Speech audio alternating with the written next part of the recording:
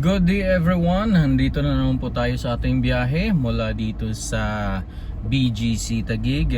Pupunta po tayo ulit ng Quezon City pero iba na po ang dadaanan natin. Magbaya EDSA po tayo. Dito nag-ride po tayo sa 5th Avenue. Sa likod po natin mga kaibigan ay ang Lawton Avenue kung saan nandun yung Gate 3 or Terminal 3. Sunod-sunod na hanggang Terminal 4, Terminal 2, and Terminal 1 Airport Ninoy Aquino International Airport. And Baclaran area, Parañaque area sa likod. Pero malaylayo pa, siguro nasa 7 kilometers or more. Itong corner na ito mga kaibigan, sa stoplight na ito sa harapan natin ay ang McKinley Parkway. Sa kaliwa ay going EDSA Street to Ayala Avenue. Sa kanan po mga kaibigan ay papasok ng BGC. Madadaanan po natin dyan. Sa kanan ay ang SM Aura. Sa kaliwa ay ang condo na mahal. Anong pangalan ng condo na to? Serendra. At ang sumunod sa kanan ay ang Market, kung saan sa gilid nito ng Market at SM Aura ay C5 from Taguig or airport to Quezon City. Hanggang tagos na po yan ng Bulacan area pa NLEX pa North. Binabaybay po natin uli ngayon ang 5th Avenue. Itong 5th Avenue mga kaibigan ay isa sa main road dito sa loob ng BGC, Bonifacio Global City. Kung sa mapa kumbaga mga kaibigan, tandaan nyo ito ay Global City, kumbaga pabilog siya. Itong 5th Avenue, kung sa orasan natin ay bibase ang aking explanation, nasa ano siya, alas 7 hanggang alas 11 straight from 7 AM sa clock straight going to 11 o'clock sa gilid ng pabilog na yan. Tapos ang sumunod na major road dito sa BGC ay ang 32nd Avenue, na kung saan matatagpuan ang St. Luke's, ang isang entrance ng BGC na galing Kalayaan, galing EDSA, hanggang pababa ng Market at C5. Kung sa clock naman po mga kaibigan na pabilog ang explanation natin, sa clock na explanation, ang 32nd Avenue ay nasa, rough lang to mga kaibigan ha, nasa 10 to 2. Yan, 10 to 2. Ayan po. Nandito tayo sa 5th Avenue. Itong nilalakbay natin, ito yung sarado noong New Year countdown. Ito na yung area na ito. Sa stoplight na yan, nandyan yung stage sa pinakagitna ng High Street. Itong kanan natin, itong stoplight na to ay 28th Street. Dito po sa BGC mapapansin mo ang mga street dito ay by numbers. 5th Avenue ito, sa kaliwa ay 4th, 3rd, 2nd, 1st, ganyan siguro. Tapos sa kanan 6, 7 hanggang 11 siguro yan or 12. Tapos ang main road na yan na sinasabi ko kanina na 32nd, kung saan matatagpuan ang St. Luke's ay 32nd, papunta dito paatras 31st, 30. Itong stoplight na itong mga kaibigan ay 30th Street hanggang pababa na yan doon sa American Cemetery. Sa kaliwa natin nadadaanan ang Shangri-La The Port. Sa harapan natin mga kaibigan ay ang SNR sa bandang right side. Sa left side ay ang St. Luke's. Kung tayo ay kakanan dyan sa stoplight na yan, yan ay on the way to STI, Market, Serendra, pababa hanggang C5. May pakanan dyan papuntang Parañaque. Ang pakaliwa ay papuntang Pasig hanggang Quezon City, NLEX. Dito sa buong Metro Manila mga kaibigan ay may 7 major roads. Ang para sa akin, natatandaan ko kasi simula nung nandito ako sa Metro Manila, yan ang nasa isip ko, ang 7 major roads. Pero siguro sa panahon na ngayon, hindi lang 7 or mahigit pa siguro, not sure. Pero para sa akin, sa experience ko, sa sarili ko, ay ang number 1 sa 7 major roads ay ang EDSA. Number 2 is C5. Pinagme-mix ko ng the rest. Rojas Boulevard. Number 4 is Commonwealth. Number 5 is Osmeña Highway. 6 SLEX, 7 NLEX. The rest pwede namang dagdagan kung ikaw ay nag-aaral pa ng driving dito sa Metro Manila. Yan ang importante, na memorize mo ang 7 major roads or mahigit pa. Hindi ko na nasama ang Quezon Ave, malaki din yan. Konektado naman siya ng Commonwealth. May mga malalaki pa, C6, C3, yung karugtong ng Osmeña Highway, yung papuntang Espanya, Lacson Avenue, ayan, Aurora Boulevard, yan mga major roads yan. Ano pa bang mga major roads dito sa buong Parañaque? Yung kalsada ng airport, kalsada yan, major roads din yan.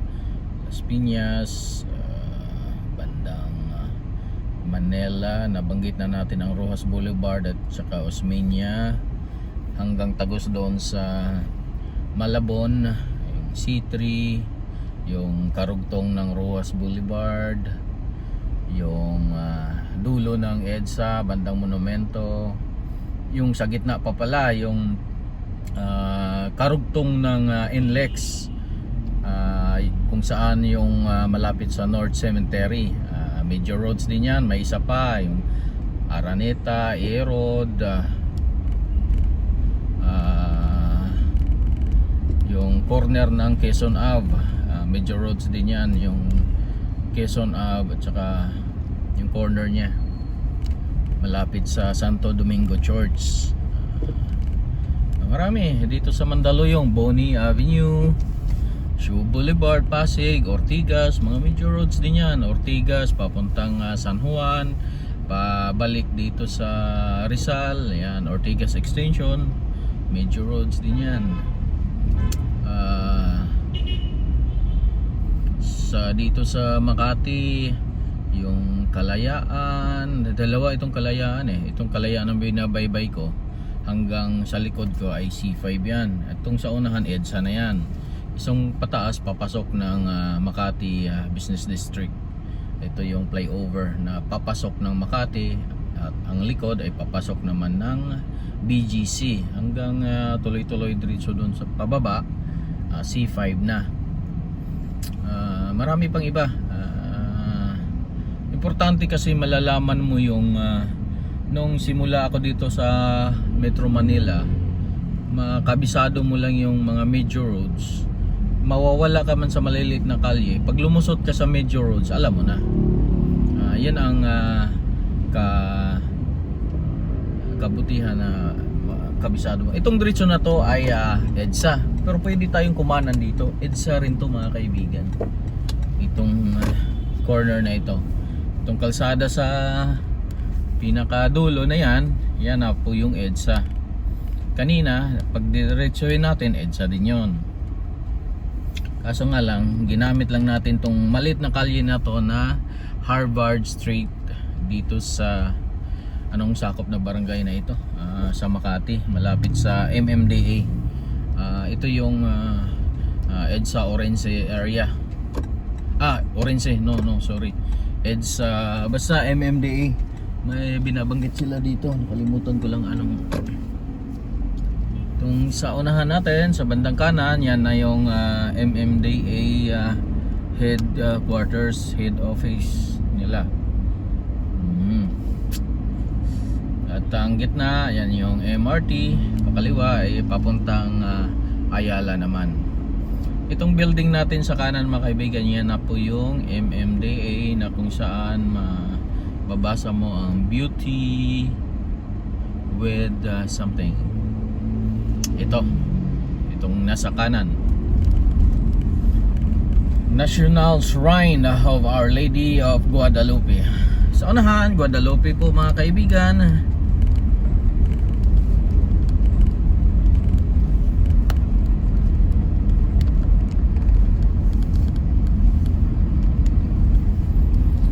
Itong area na ito ay Guadalupe.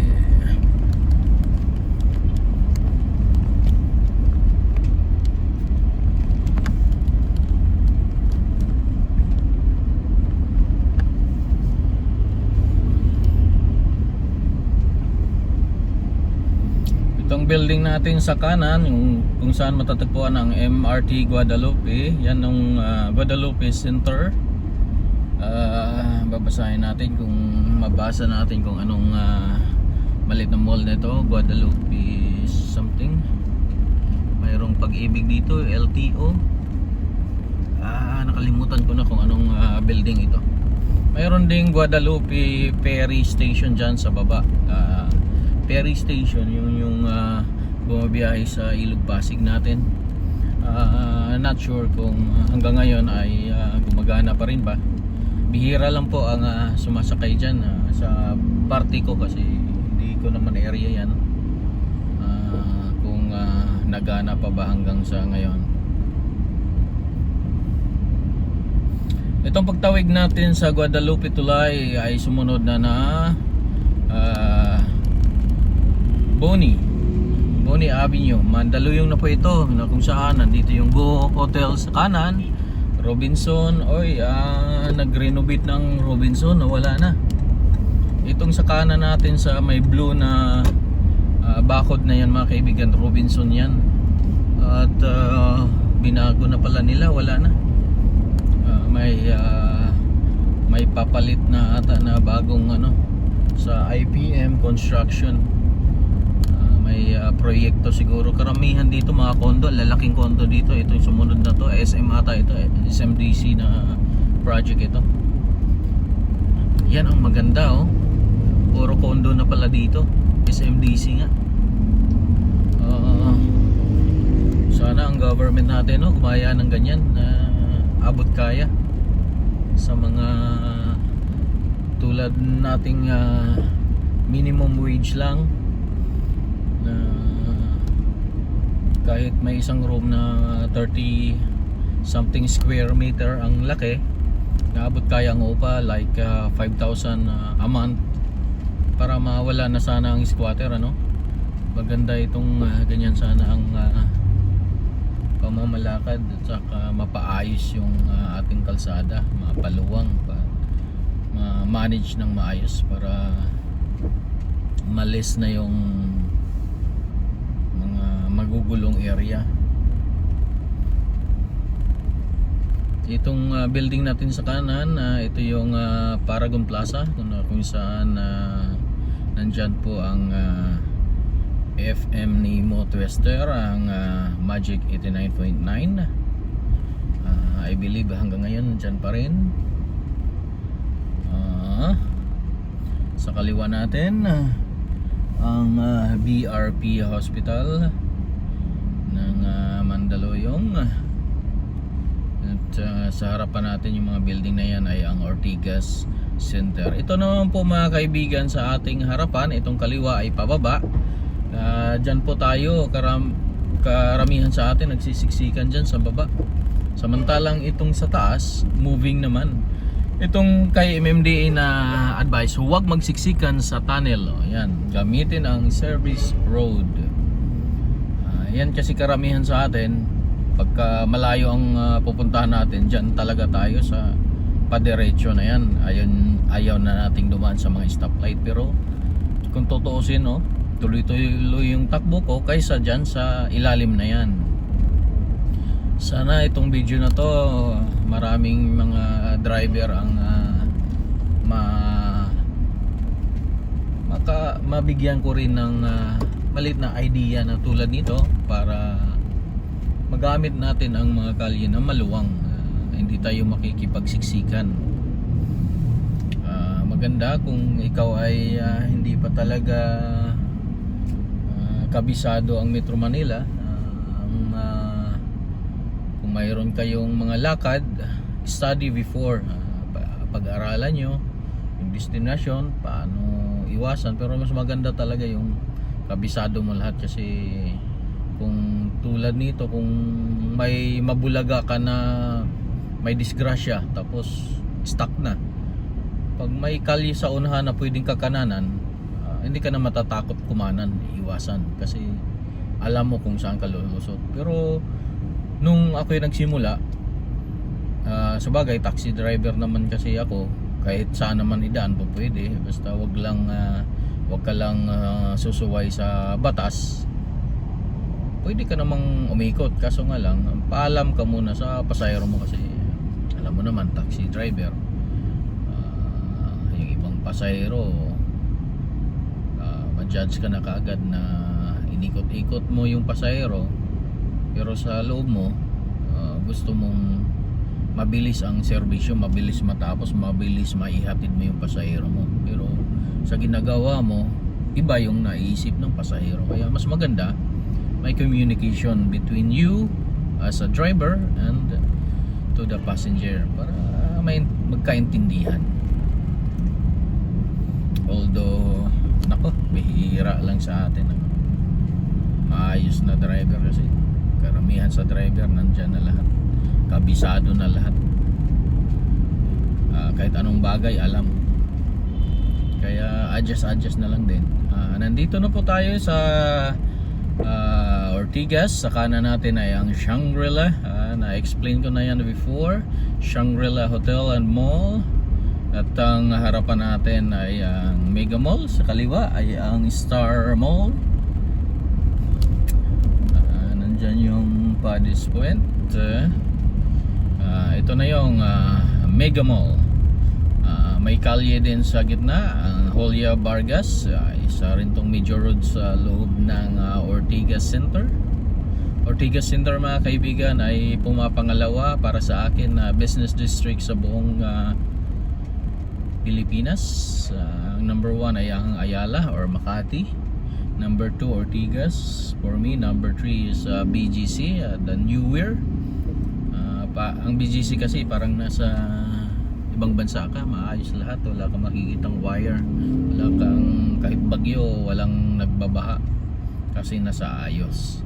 Sana darating din ng panahon, matikman din natin na lahat ng lugar sa Manila, Pasay, or kung saan saan man yung medyo magulo, ay matulad nun, mapaayos, lalo na sa Tondo or sa area namin, sa tinitirahan ko sa Western Bikutan. Makikita mong wire na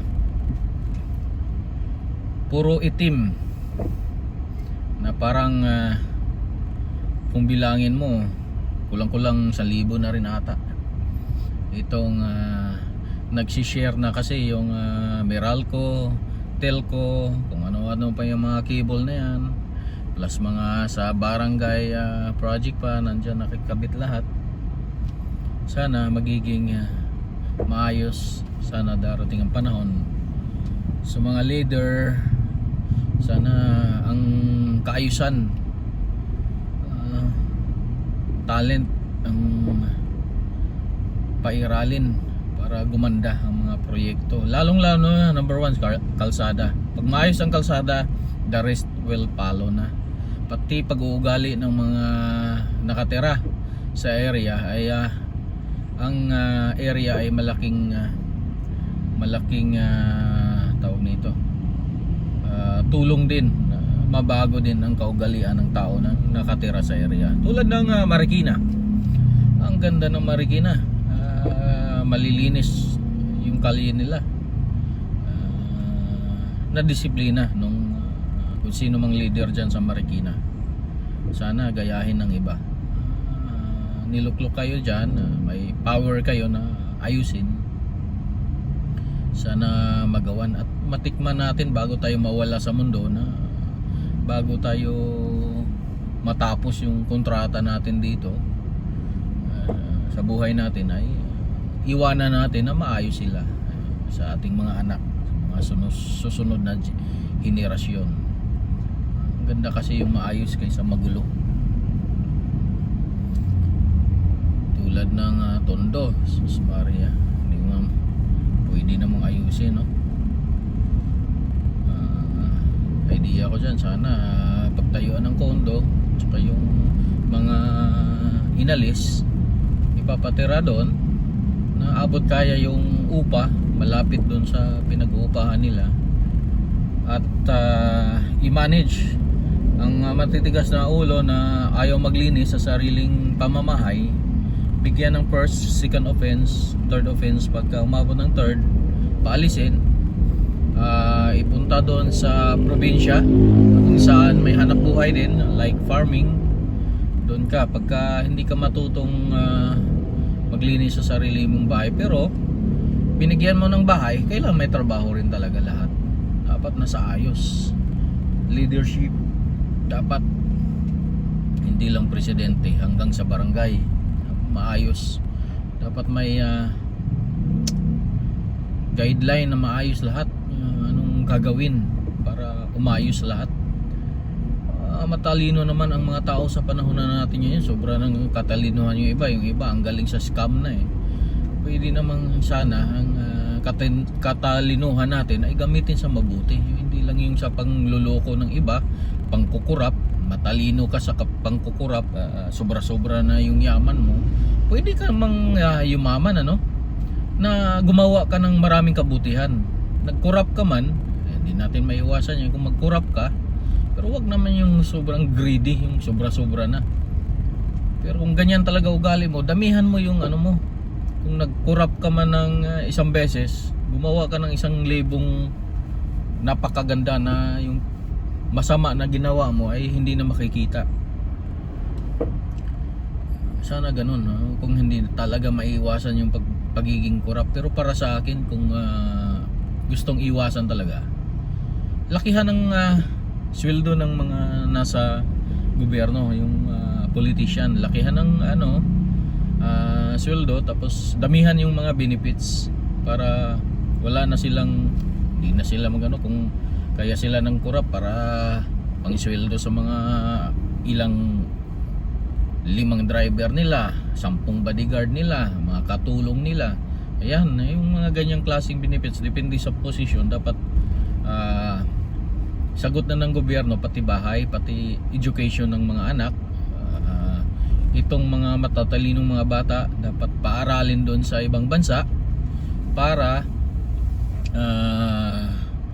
ang knowledge na nakakamtan nila, although librehin ng gobyerno yon, sagot ng gobyerno, pero yung deal dyan, magserbisyo muna sila ng 2 at least 2 years up, para yung knowledge nila na nakuha dun sa magagandang school na pinag-aralan nila, na ang gobyerno ang gumasto para sa kanila, ay mai-share din sa iba. Halimbawa, nagtapos yung isang scholar doon sa Harvard or sa London, kung saan man yung mga the best. Like for example, focus tayo sa farming, yung agriculture. Yung mga scientist, kailangan natin pag-aralan yung mga lupa na lupain dito sa mga probinsya, wag lang dito sa kung saan-saan, kahit uneven na lupa. Ibig sabihin, kahit hindi yung kapatagan, kasi maraming mga kabundukan sa atin na walang farm. napapansin ko po dito sa ating harapan may operation dito, mga MMDA, ang dami dito. May operation sila. Isa itong bus lane ang mga binabantayan nila. Ang daming nag-operate. Ano ang pinag-uuli nila? Mayroong DCRH, mga MMDA. Walang LTO akong nakita. MMDA lang ito.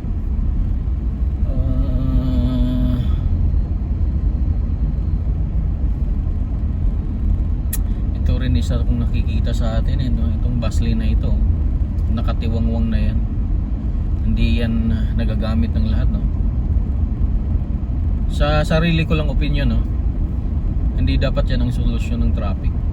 Ang solusyon ng traffic, lakihan ng kalsada na good makaserbisyo at least 50 to 100 years. Paano na kaya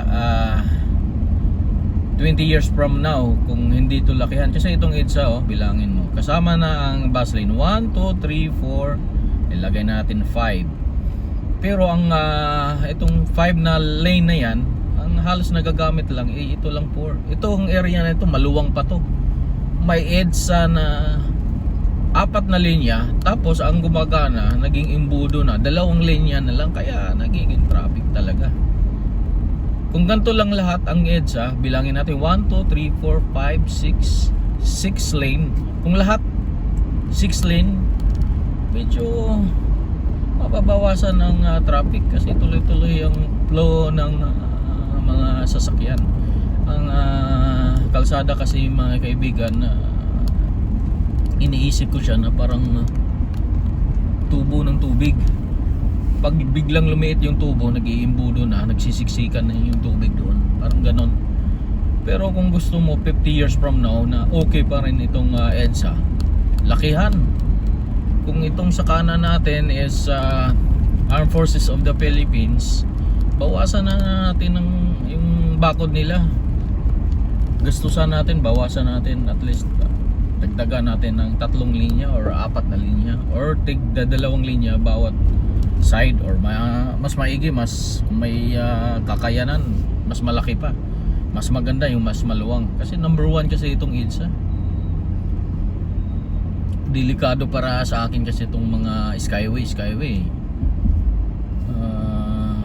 Pag maganda yung kalsada, tapos maganda yung nasa ilalim ng lupa yung mga kawad ng kuryente, cable, kung ano-ano pa, naka-safe yung pinakamagaling na mga engineers, tulad ng sinabi ko, itong mga bata na future natin, mga scholar, pag-aaralin natin sa ibang bansa.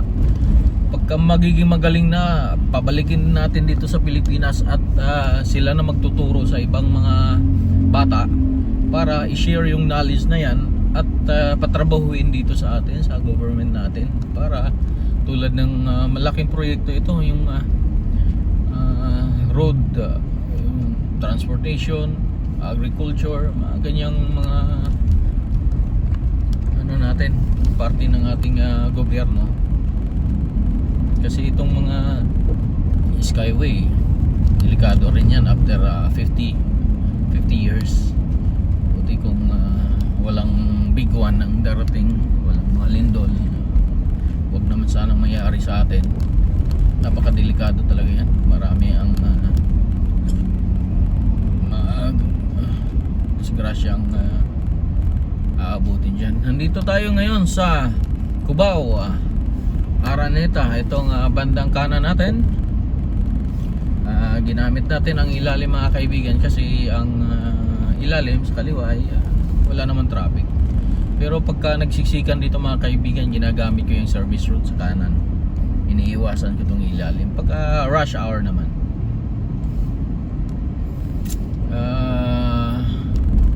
Yan ang balik tayo sa topic about sa Philippines, pagka sana yung mga leader may talent talaga na, pero sa dami kasi natin, mayroon talagang mga negative, hindi talaga perfect. Pero dasal tayo na magkaisa ang lahat. uh, ang disiplina ng karamihan nagsisimula kasi sa nagdidisiplina. Sana ang mga nagdidisiplina, yung mga taong nasa tuktok ay maayos ang disiplina para magaan sumunod ang mga tao sa mga patakaran.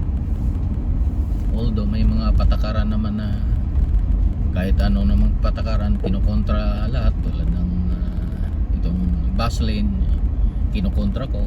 Hindi naman lahat talaga perfecto, may mga mali-mali din tayo, pero sa sariling pananaw ko lang talaga kasi sayang, nakatiwangwang, wala namang gumagamit. Pag rush hour, ang dami natin dito sa nagsiksikan, traffic tayo, samantalang itong bus lane wala, tiwangwang lang siya. Hindi ba pwedeng lane lang yan, yellow lane? Once na umapak yung gulong mo, may camera dyan, huliin ka talaga.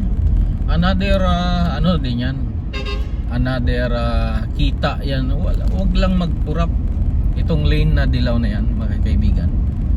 Kung aapakan mo na yung gulong tulad ng sa ating unahan, yan, pwede nang hulihin yan para susunod niya, pag drive niya sunod, magtanda na siya, mayroon na siyang respeto dyan sa yellow lane na yan.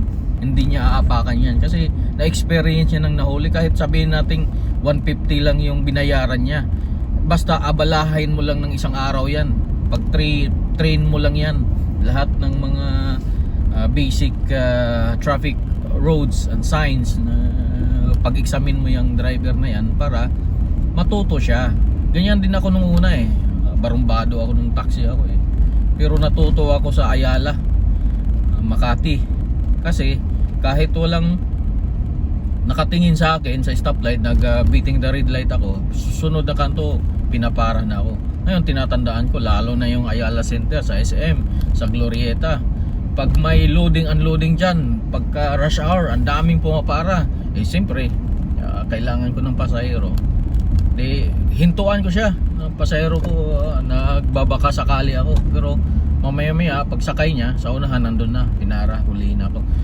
Sa pangalawang pagkakataon may pumara, ayaw ko na magsakay, natuto na ako. Dapat ganun ang magdidisiplina, dapat may disiplina talaga. Kasi maayos silang manghuli dun walang lagay-lagay dun hindi pwedeng maglagay dyan sa mga security na yan, may mga camera yan Siguro nangyari na experience ng iba, wala namang perfect kasi, pero 90% walang dyan, walang lagay-lagay dyan sa Ayala, walang lagay-lagay dyan sa maayos magdisiplina. Bilang lang ang mga maraming barumbado, pero behave pag nandoon sa area na yun, behave pag nasa loob ng Subic Bay, behave pag nasa Ayala Center, Ayala Avenue, Makati, part ng Makati, behave pag nasa BGC. Kasi ang nagdidisiplina may disiplina, pero pag nasa loob ka ng kung saan like for example itong Manila,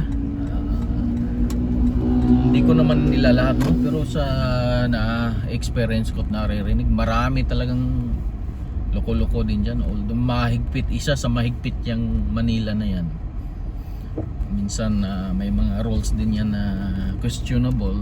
Siyempre tao din yan sila, hindi rin perfect. Kahit ako, possible na mali din ako, pero marami tayong naririnig dyan na lagay-lagay. Paano matututo yung driver pag hindi mo hinuhuli, hindi mo inaabala? Kahit sabihin nating pagbayarin mo ng 50 pesos yan, napakaliit, pero abalahin mo ng isang araw, hindi uulit yan. Sabihin ko sa'yo, kahit 50 pesos lang yung penalty dyan, tapos pakuha mo yung lisensya mo, isang araw, pa-examine mo, nako, yung tigas ng ulo yan, titino yan. Dapat may teknik. Panahon ngayon, matalino ng tao, dapat gamitin natin ang mga teknik na paano natin sabayan ang mga loko-loko, walang disiplina. Sabayan natin sila kung paano baguhin yung pag-uugali. Kayo ang naluklok dyan, dapat duty nyo yan kung paano aralin. Kung hindi nyo naman kaya, kuha kayo ng magagaling mag-isip, magagaling magtrabaho sa ganyang posisyon para pag-manage, hindi nasakit sa ulo nyo. Parang din yan may amo akong napakahigpit, pero lagi kong tinatandaan, lagi kong dinadala sa buong buhay ko yung pangaral niya. Pagka may posisyon ka kasi, mag-uutos ka lang, minumura niya yung manager namin mag-uutos ka lang, hindi mo pa magawa. Parang ganyan yan pag mayor ka, mag-uutos ka lang naman hindi naman ikaw ang gagawa mismo. Madali lang ng trabaho, mag-uutos ka lang, gawin mo na. Tsaka yung mga idea, maghanap ka ng mga taong magagaling. Pagka may sabit, isa, dalawa, palit na ng iba. Maraming tao, pag may matigas talaga ng ulo, anong disiplina ang gagawin natin dyan? Tapo natin sa ibang lugar o bigyan natin ng ibang trabaho na madisiplina talaga. Tulungan din natin yung mga matitigas na madisiplina, mabago, labas sa mga talagang kriminal. Kailangan mo ng burahin or kailangan mo ng ikulong habang buhay. Ito pa, itong mga kriminal, ang daming sa buong Pilipinas, ang dami tayong isla, no?